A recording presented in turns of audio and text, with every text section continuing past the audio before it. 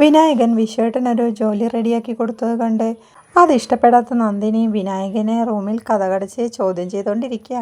എന്ത് ജോലിയാണ് നിങ്ങൾ വിശ്വേട്ടൻ ഒരുക്കി വെച്ചിരിക്കുന്നതെന്ന് നന്ദിനി ചോദിക്കുമ്പോൾ മണി ഡിസ്ട്രിബ്യൂഷൻ മാനേജർ അങ്ങനെ എന്തോ ജോലിയാ. എൻ്റെ ഈശ്വര, മാനേജറോ? ശമ്പളം കുറേ ഉണ്ടാവില്ലേ? ഒരു 10-40,000 രൂപയുണ്ടായിരിക്കും എന്ന് വിനായകൻ നിസ്സാരമായി പറയുമ്പോൾ എൻ്റെ ദൈവമേ, 40,000 രൂപയോ? നിങ്ങൾക്കതെങ്ങനെ ഇത്ര നിസ്സാരമായിട്ട് പറയാൻ കഴിയുന്നു? അതിനിപ്പോൾ എന്താ പ്രശ്നം എന്ന് വിനായകൻ ചോദിക്കണ കേട്ട് നിങ്ങളെപ്പോലൊരു പെങ്കോന്തനല്ല വിശ്വേട്ടൻ. കൈ കിട്ടുന്ന കാശ് മുഴുവൻ വിശ്വേട്ടൻ അച്ഛൻ്റെ കൈ കൊണ്ടു കൊടുക്കും. അങ്ങനെ കൊടുക്കാത്ത നിങ്ങളുടെ മെക്കിട്ട് കയറും അച്ഛൻ. അന്ന് വേദമുഖേന വിശ്വേട്ടന് ജോലി കിട്ടിയപ്പോൾ തന്നെ എനിക്ക് ടെൻഷനായിരുന്നു. വിശ്വേട്ടൻ കാശ് കൊടുക്കാൻ തുടങ്ങിയാൽ നമ്മളും കൊടുക്കേണ്ടി വരില്ലേ എന്നോർത്ത്. അതിനുവേണ്ടി എത്ര തേങ്ങ ഞാൻ ഗണപതിക്ക് നേർന്നു എന്ന് നന്ദിനി പറയണ കേട്ട് 1 കിലോ തേങ്ങയ്ക്ക് 70 രൂപയുള്ള സമയത്ത് നീ അതടയ്ക്കാന്ന് നേർന്നൂല്ലേ? ഞാൻ വിശ്വസിച്ചു എന്ന് വിനായകൻ പറയണ കേട്ട് സത്യവിനയേട്ടാ, ചെറിയ തേങ്ങ വാങ്ങി 2 എണ്ണം ഉടയ്ക്കുകയും ചെയ്തു. അപ്പോഴേക്കും ആ ജോലി പോയി കിട്ടിയല്ലോ. അന്നത് ഇത്ര ശമ്പളമുള്ള ജോലി ആയിരുന്നില്ല. വിനയേട്ടന് വല്ല കാര്യം ഉണ്ടായിരുന്നു. ശ്രീചേച്ചിയൊക്കെ പാവം പോലെ ഇരിക്കുന്നതൊന്നും നോക്കണ്ട. കൈ കാശ് വരാൻ തുടങ്ങിയാൽ ഇപ്പം നിൽക്കുന്നിടത്തൊന്നും ആവില്ല.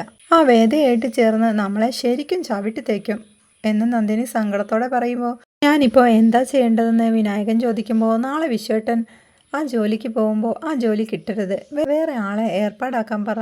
വിനയേട്ടൻ അറിയാലോ എനിക്ക് കണ്ണുകടി സഹിക്കാൻ പറ്റാഞ്ഞിട്ടാ, സത്യം.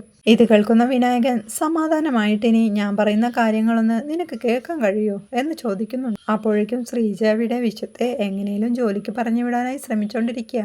ഇന്റർവ്യൂവിന് പോയി പാസ്സായിട്ടൊക്കെ വേണ്ടേ ഈ പ്രായത്തിൽ ഇനി അതൊക്കെ നടക്കുമോ? പിന്നെ ഇത്രയും വലിയൊരു ഉത്തരവാദിത്തം ഞാൻ ഏറ്റെടുക്കണ്ടേന്ന് ഓർക്കുമ്പോഴാണ് എനിക്ക് ഇത് വിശ്വം മടി പിടിക്കണ കണ്ട് നിങ്ങൾ പോയി മോളെ കൂട്ടി വാ, എന്നിട്ട് കുറച്ച് വിഷം വാങ്ങിത്താ, നമുക്ക് 3 പേർക്കും കൂടി അങ്ങോട്ട് അവസാനിപ്പിക്കാം എന്ന് ശ്രീജ പറയുന്നുണ്ട്. നിങ്ങളുടെ പരിതാപകരമായ അവസ്ഥ കണ്ടിട്ടാ മറ്റുള്ളവർ ഓരോ ജോലി റെഡിയാക്കി തരുന്നത്. നിങ്ങൾക്ക് ആ അവസരം വിനിയോഗിക്കാൻ കഴിയുന്നില്ലെങ്കിൽ അത് കഷ്ടമല്ലേ എന്ന് ശ്രീജ വീണ്ടും പറയുമ്പോൾ പണം കൈകാര്യം ചെയ്യേണ്ട ജോലിയെന്നാ വിനായകൻ പറഞ്ഞത്. അതാ എൻ്റെ പേടി. നാളെ പണം കൈകാര്യം ചെയ്യുന്നതിനിടയ്ക്ക് എന്തെങ്കിലും ഏറ്റക്കുറച്ചിൽ വന്നാൽ ഞാൻ തന്നെ അതിന് ഉത്തരവും പറയേണ്ടി വരില്ലേ എന്നോർക്കുമ്പോഴാണ് എന്നൊക്കെ പറഞ്ഞ് വിശ്വം വീണ്ടും അലസത കാണിക്കുമ്പോൾ നാളെ തൊട്ട് ഞാനും തൊഴിലുറപ്പ് ജോലിക്ക് പോവാന്ന് ശ്രീജ പറയുന്നുണ്ട്. ഒരു ദിവസം 369 രൂപയുണ്ട് എന്ന് ശ്രീജ പറയുമ്പോൾ അത് എല്ലാ ദിവസവും കിട്ടുകയില്ലെന്ന് വിശ്വം പറയാ. വേണ്ട, 100 ദിവസം കിട്ടല്ലോ, ബാക്കി ദിവസം ഞാൻ വല്ല വീട്ടുജോലിക്കും പോയിക്കോളാം എന്ന് ശ്രീജ പറയുമ്പോൾ അപ്പോൾ ഇവിടുത്തെ ജോലിയൊക്കെ ആര് ചെയ്യുമെന്ന് വിശ്വം ചോദിക്കുമ്പോൾ നിങ്ങൾ തന്നെ അങ്ങോട്ട് ചെയ്യേ. ഒരിക്കലും തുടയ്ക്കലും പാചകം ചെയ്യലും പാത്രം കഴുകുന്നതും എന്തിന് കക്കൂസ് വൃത്തിയാക്കുന്നത് പോലും ഇനി നിങ്ങൾ ചെയ്യേണ്ട പണിയാ. അത് നിങ്ങൾ ചെയ്യുമെന്ന് ഉറപ്പുവരുത്താൻ ഞാൻ അച്ഛമ്മയെ ഏൽപ്പിക്കും എന്ന് പറഞ്ഞുകൊണ്ട് ശ്രീജ അകത്തേക്ക് പോകാൻ ഒരുങ്ങുമ്പോഴേക്കും ശ്രീജയെ പിടിച്ചു വെച്ച് വിസിറ്റിംഗ് കാർഡ് വാങ്ങി താൻ ജോലിക്ക് പോകാമെന്ന് സമ്മതിക്കുന്നുണ്ട് വിശ്വം. അപ്പോഴേക്കും വിനായകൻ അവിടെ വിശ്വത്തിന് ജോലി കൊടുത്തതിൻ്റെ കാരണം നന്ദിനിയോട് വ്യക്തമാക്കി കഴിഞ്ഞിരുന്നു. വിശ്വേട്ടന് ജോലി കൊടുത്താൽ അത് വിശ്വേട്ടനെ സഹായിക്കുകയല്ലേ, അത് വേദയ്ക്കും വിക്രത്തിനും എതിരാവുന്നത് എങ്ങനെയാ എന്ന് നന്ദിനി ചോദിക്കുന്നുണ്ട്. നമ്മൾ എന്തിനാ ഈ വേണ്ടാത്ത കാര്യമൊക്കെ ആലോചിക്കുന്നത്? കൂടുതൽ ആലോചിക്കാൻ നിന്നാലേ ശ്രീകാന്ത് സാറിൻ്റെ കയ്യിൽ നിന്ന് വാങ്ങിയ പണം അങ്ങ് കൊടുക്കേണ്ടി വരും. അതുകൊണ്ടാണ് ഞാനിത് ചെയ്യാമെന്ന് സമ്മതിച്ചത്. വിശ്വേട്ടന് ജോലി വാങ്ങിക്കൊടുത്താൽ ഇടയ്ക്ക് കടമെങ്കിലും ചോദിക്കാലോ എന്ന് വിനായകൻ പറയുമ്പോൾ എന്നാലും വേദയും വിക്രമവും അകലുന്നതും നിങ്ങളുടെ ചേട്ടനെ ജോലി കിട്ടുന്നതും തമ്മിൽ എന്താ ബന്ധം? ഒന്നുകിൽ അവർ ചിന്തിക്കുന്നത് എന്താണെന്ന് മനസ്സിലാക്കാൻ പറ്റാത്ത മണ്ടന്മാരാണ് നമ്മൾ, അല്ലെങ്കിൽ അവർക്ക് കാശ് മാത്രമേ ഉള്ളൂ, തലയ്ക്കകത്ത് ഒന്നുമില്ല. ഇത് കേൾക്കുന്ന വിനായകൻ ചിരിച്ചോണ്ട് എടി അങ്ങനെ ഒഴിഞ്ഞു കിടക്കുന്ന സ്ഥലങ്ങൾ കണ്ടെത്തി കച്ചവടം നടത്തുന്നവനാ ഈ ബ്രോക്കർ വിനായകൻ എന്ന് പറഞ്ഞുകൊണ്ട് ചിരിക്കുക. രാത്രിയാവുമ്പോൾ വിക്രം വരുന്നത് കാത്ത് വേദ അവിടെ ഉമ്മറത്ത് തന്നെ ഇരിക്കുകയാണ്. വിക്രം വന്ന് വണ്ടി നിർത്തുമ്പോൾ വേദ അങ്ങോട്ട് ചെല്ലുന്നുണ്ട്. എന്തിനാ ഇങ്ങനെ ഉറക്കമൊഴിഞ്ഞു കുത്തിയിരിക്കുന്നത്? പോയി വല്ലയിടത്തും ചുരുണ്ടുകൂടി കിടന്നൂടെ എന്ന് വിക്രം ചോദിക്കണ കേട്ട് വെട്ടുപോത്ത് ഉറങ്ങിയിട്ടേ വേതാളം ഉറങ്ങാവൂന്നാണ് അച്ചമ്മയുടെ കൽപ്പന. എന്നാ പിന്നെ വേതാളത്തിനെ ഈ മരക്കൊമ്പിലങ്ങ് തൂങ്ങി കിടന്നൂടായിരുന്നു എന്ന് വിക്രം ചോദിക്കണ കേട്ട് നിങ്ങൾ ഇപ്പോഴും തമാശ പറയാനായി വായിക്കുന്നത് ഫലിത ബിന്ദുക്കളാണോ? എന്തൊരു ദുരന്തമാണ് നിങ്ങളുടെ തമാശ. വല്ലതും കഴിക്കാൻ വരുന്നുണ്ടോ എന്ന് ചോദിക്കുമ്പോൾ നിർബന്ധമില്ലെന്ന് വിക്രം പറയുന്നുണ്ട്. ഇത് കേട്ട് ഞാൻ നിർബന്ധിക്കാനും പോകുന്നില്ല എന്ന് വേദ പറയുമ്പോൾ അല്ലെങ്കിൽ വേണ്ട, ഇത്തിരി കഴിച്ചേക്കാം എന്ന് പറഞ്ഞുകൊണ്ട് വിക്രം വരുമ്പോൾ എനിക്ക് നിർബന്ധമൊന്നുമില്ല എന്ന് പറഞ്ഞുകൊണ്ട് വേദ പോവാനായി തുടങ്ങുമ്പോഴേക്കും എൻ്റെ വീട്ടിലെ ഭക്ഷണം കഴിക്കാൻ എന്നെ നീ നിർബന്ധിക്കേണ്ട കാര്യമൊന്നുമില്ല, മാറി നിൽക്കങ്ങോട്ട് എന്ന് പറഞ്ഞുകൊണ്ട് വിക്രം അകത്തേക്ക് പോവുക. ഇത് കണ്ട് വേദ ഒരു ചിരിയോടെ പുറകെ ചെല്ലുന്നുണ്ട്. വിക്രം കൈ കഴുകി വരുമ്പോഴേക്കും കാസറോൾ എടുത്തു വെച്ച് ചപ്പാത്തിയും ഗ്രീൻ പീസ് കറിയുമാണെന്ന് പറഞ്ഞ് വേദ ഡൈനിങ് ടേബിളിൽ എടുത്ത് വെക്കുക.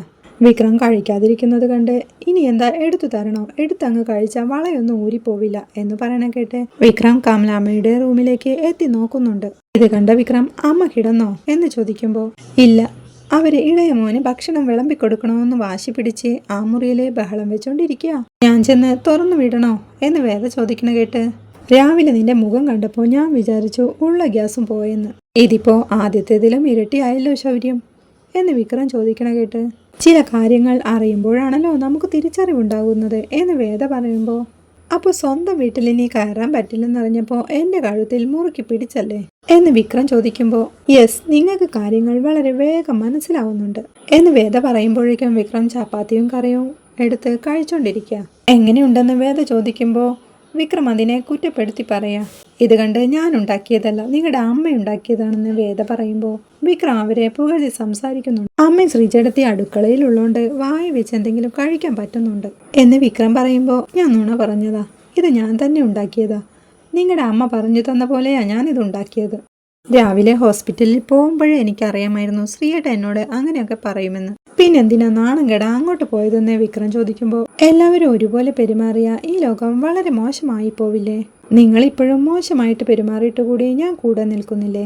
ചില പ്രതീക്ഷകൾ കൂടിയാണ് ജീവിതം എന്ന് വേദ പറയണ കേട്ട് ആവശ്യമില്ലാത്ത പ്രതീക്ഷകളൊന്നും വേണ്ടാന്ന് ഞാൻ പറഞ്ഞിട്ടില്ലേ എന്ന് വിക്രം ചോദിക്കുന്നുണ്ട്. ഒരേ വാചകം കുറെ തവണ പറയുമ്പോൾ നിങ്ങൾക്ക് ബോറടിക്കുന്നില്ലേ?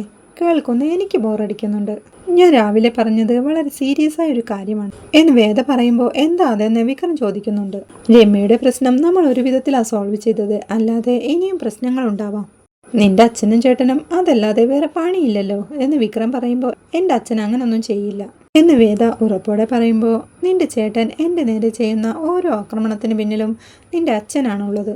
മാസ്റ്റർ പ്ലാൻ തയ്യാറാക്കുന്നത് നിന്റെ അച്ഛൻ, അത് എക്സിക്യൂട്ട് ചെയ്യുന്നത് നിന്റെ ഏട്ടനും അമ്മാവനും. നിന്റെ അച്ഛൻ വഴിയിലിട്ട് കൊല്ലാനും മടിക്കില്ല, സെന്റിമെന്റ്സും നാടകവും ഇറക്കി അപകടപ്പെടുത്താനും മടിക്കില്ല. പക്ഷേ അതൊന്നും എൻ്റെ അടുത്ത് ചെലവാകില്ല എന്ന് വിക്രം പറയുമ്പോൾ ആത്മവിശ്വാസം നല്ലത് തന്നെയാ, പക്ഷേ സൂക്ഷിക്കാതിരിക്കരുത്. എനിക്ക് അത്രയേ പറയാനുള്ളൂ. വേദ പഠനം കേട്ട ഞാനെന്തിനു ഭയക്കണം?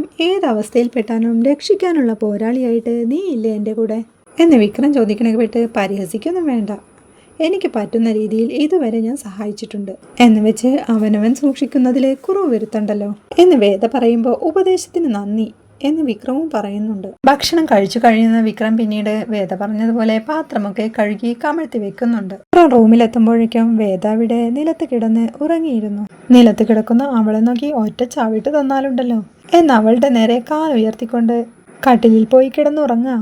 രാവിലെ ആവുമ്പോൾ മാഷെ കുളി കഴിഞ്ഞിറങ്ങി വരുമ്പോഴാണ് ഡ്രസ്ഡായി വിശ്വവും കൂടെ ശ്രീജയും കമലാമ്മയും കൂടി പുറത്തോട്ട് ഇറങ്ങി വരുന്നത്. നന്ദിനിയാണെങ്കിൽ അവിടെ മുറ്റമടിച്ചോണ്ടിരിക്കുന്നുണ്ട്. അവരെ കണ്ട് ചൂലുമായി നിൽക്കുന്ന നന്ദിനിയെ കമലാമ്മ വഴക്ക് പറയുന്നുണ്ട്.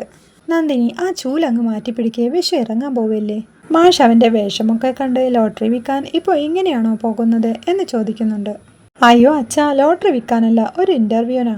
വിശ്വം പറയുമ്പോൾ ഇന്നലെ മാഷ് വരാൻ രാത്രിയായില്ലേ, അവൻ തന്നെ നേരിട്ട് പറയട്ടെ എന്ന് കരുതി ഞാൻ പറയാതിരുന്നതാ എന്ന് കമലമ്മ പറയുമ്പോഴേക്കും വിനയേട്ട റെക്കമെൻഡ് ചെയ്തിട്ട് കിട്ടിയ ജോലിയാണച്ചാ എന്ന് നന്ദിനിയും പറയുന്നുണ്ട്. അച്ഛൻ എന്നെ അനുഗ്രഹിക്കണം എന്ന് പറഞ്ഞുകൊണ്ട് വിശ്വം കാലിൽ തൊട്ട് അനുഗ്രഹം വാങ്ങുന്നുണ്ട്. പോയിട്ട് വാ, എല്ലാം നന്നായി നടക്കട്ടെ എന്ന് മാഷും പറയുന്നുണ്ട്. അവൻ പോകുന്നത് നോക്കി നിൽക്കുന്ന മാഷെ കമലമ്മയോടായി നമ്മുടെ സ്വപ്നങ്ങളൊക്കെ കാലം തെറ്റിയാവും സഫലാവുക അല്ലേ കമലേ എന്ന് ചോദിക്കണ കേട്ട് എല്ലാം ശരിയാവും മാഷെ, എനിക്ക് ഉറപ്പുണ്ടെന്ന് കമലമ്മ പറയാ. അതിന് പരസ്പരം സ്നേഹിക്കുന്ന സഹോദരന്മാര് കൂടി വേണം എന്ന് നന്ദിനി പറയാ. എന്തൊക്കെയായാലും ഇങ്ങനൊരു അവസരം വന്നപ്പോൾ വിനയേട്ടന് വിശ്വേട്ടന്റെ കാര്യം ഓർക്കാനും റെക്കമെൻഡ് ചെയ്യാനും തോന്നിയല്ലോ.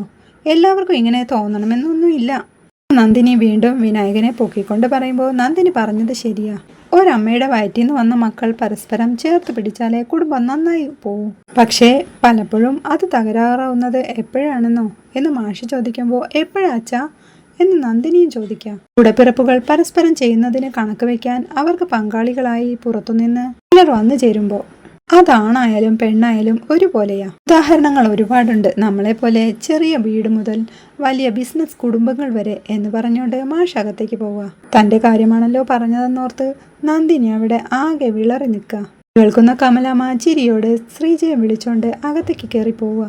എന്തു പറഞ്ഞാലും ആളിൽ വെക്കാൻ പാകത്തിന് ഓരോ വാചകം കൊണ്ട് വന്നോളും എന്ന് പറഞ്ഞുകൊണ്ട് നന്ദിനി ദേഷ്യത്തോടെ മുറ്റമടിക്കാൻ തുടങ്ങുക. പിന്നീട് വർക്ക്ഷോപ്പിലെത്തുന്ന വിക്രം സജീവിനെ കണ്ട് ആരിത് സജീവോ? ബാംഗ്ലൂരിൽ നിന്ന് എപ്പോൾ വന്നടാ എന്ന് ചോദിക്കുമ്പോൾ ഒരാഴ്ചയായെന്ന് സജീവ് പറയാം. ഞാൻ ബാംഗ്ലൂർ വിട്ടു. ഇനി ഇവിടെ ഈ വർക്ക്ഷോപ്പൊക്കെ നോക്കി നടത്താമെന്ന് വിചാരിച്ചു. അതേതായാലും നന്നായെന്ന് വിക്രമും പറയുന്നുണ്ട്. ഞങ്ങൾ നിന്നെക്കുറിച്ച് സംസാരിക്കുകയായിരുന്നു. സത്യത്തിൽ നിന്റെ പ്രശ്നം എന്താ എന്ന് സജീവ് ചോദിക്കുമ്പോൾ എന്റെ ഭാര്യയ്ക്ക് പകരം വേറെ ആരെങ്കിലും ആയിരുന്നെങ്കിൽ ഇവനിപ്പോ ഈ ഷേപ്പിൽ നിൽക്കില്ലായിരുന്നു എന്ന് ജോസഫ് പറയണ കേട്ട് നീ തറപ്പിച്ചു നോക്കൊന്നും വേണ്ട, അവൻ പറഞ്ഞത് സത്യാണെന്ന് അനിയൻകുട്ടനും സമ്മതിക്കാം. നാട് മുഴുവൻ വിശ്വസിക്കാത്തപ്പോഴും ഇവനൊരു തെറ്റും ചെയ്തില്ലെന്ന് വെച്ച് ആ പെൺകുട്ടി ഇവന്റെ കൂടെ നിന്നില്ലേ? അത്രയ്ക്ക് വിശ്വാസം ഇവന്റെ വീട്ടുകാർക്ക് പോലും ഇല്ലായിരുന്നു എന്ന് അനിയൻകുട്ടൻ പറയുമ്പോൾ ഭാര്യയും ഭർത്താവും ഒന്ന് തെറ്റിയെന്ന് പറഞ്ഞ് ഡൈവേഴ്സിന് നടക്കുന്നവരാ കൂടുതലും. അതിൻ്റെ ഇടയില ഇങ്ങനൊരു കുട്ടിയെ നിനക്ക് കിട്ടിയിരിക്കുന്നത്. അത് മഹാഭാഗ്യമെന്ന് വിചാരിക്കുക. നീ അവളെ എങ്ങനെയാ ഒഴിവാക്കേണ്ടതെന്നാ ആലോചിക്കുന്നത്. അതാണ് കഷ്ടം എന്ന് ജോസഫ് പറയുമ്പോൾ വേദയ്ക്ക് നിന്നോട് വിശ്വാസവുമുണ്ട്, ഇഷ്ടവുമുണ്ട്. ഒരാണിനും പെണ്ണിനും ഇടയിൽ എന്ത് കുറവുണ്ടെങ്കിലും അത് പരിഹരിക്കാൻ പറ്റും. പക്ഷേ പരസ്പര വിശ്വാസമില്ലെങ്കിൽ അത് പരിഹരിക്കാൻ എളുപ്പമല്ല. അനിയൻകുട്ടൻ പറയുമ്പോൾ അത് ശരിയാ വിക്രം. ഒരു പെൺവിഷയത്തിലാ നീ പെട്ടതെന്നറിഞ്ഞപ്പോൾ ശ്രീനിവാസ് സാർ പോലും ഇടപെടാൻ മടിച്ചില്ലേ എന്ന് സജീവും ചോദിക്കാം.